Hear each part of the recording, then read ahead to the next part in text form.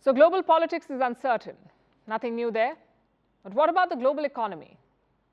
You can check its health by looking at a number of factors, like the stock markets, or GDP projections, or consumer spending. For now, let's look at the markets. In the US, Standard & Poor is up 8% in the last 6 months. NASDAQ is up 14%, and Dow Jones around 3%. Now, these are solid numbers. But are we missing something here? Maybe a looming market crash. According to some investors, we are. Meet Michael Burry. You may know him as that guy from The Big Short. In 2008, he predicted the stock market crash. He made around $100 million in personal profits, plus $700 million for his investors. So he knows the market. And now he has placed another bet. It's worth around $1.6 billion. Once again, it's against the tide. Michael Burry is betting on a stock market crash. He placed the order in the last quarter. It makes up around 93% of his entire portfolio. So obviously he's confident about it, and he's not alone. Warren Buffett is doing the same thing. He's among the biggest investors in the world. His company sold shares worth $8 billion in the last quarter. Is that a lot for him? Well, not really. But once again, the timing is important.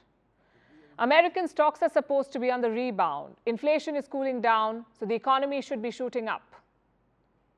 But these ace investors do not think so. They're predicting a crash. Have they spotted something that we haven't? Well, the US is not really out of the woods yet. A couple of factors can still drag them down. Number one, of course, is China. Every single indicator from Beijing looks bad. Consumer spending, factory output, exports, fixed asset investments, all of it is in the negative. China's numbers look very bad. And this could have spillover effects on the US. Their Treasury Chief, Janet Yellen, admitted this, but she says Asian economies will be more affected. Factor number two is banks, American banks. A number of regional US banks have already collapsed, like First Republic and Silicon Valley. But the crisis is not over. Ratings agency Moody's has already downgraded 10 American banks. Another agency, Fitch, is warning of the same. They say dozens of US banks could be downgraded. We're talking about the big ones here, like JP Morgan Chase, Bank of America, Citibank. If they are downgraded, the impact will be huge.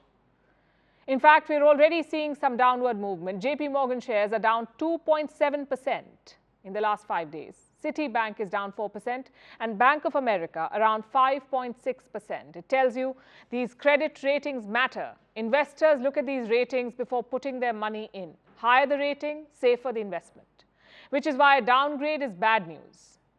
But does it mean the markets will crash? I'm afraid it's not so simple. The US economy is going through a pretty weird phase. There's no other way to put it, really.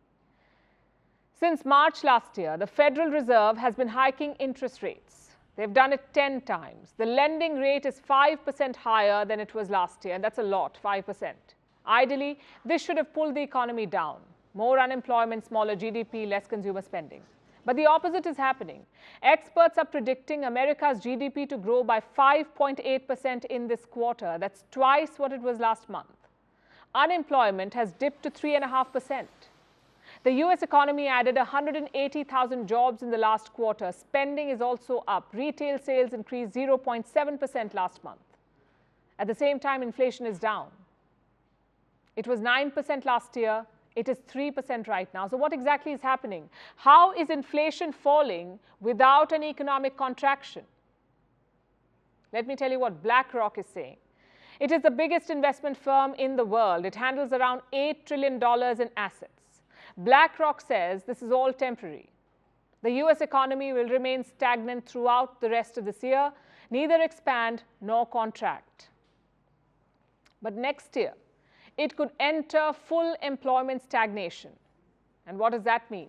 Well, three things basically: weak economic growth, rising inflation, and shortage of labor. These three things could characterize the US economy next year. It's better than recession, but it also means no growth. Now, I must say this here. These are all different predictions.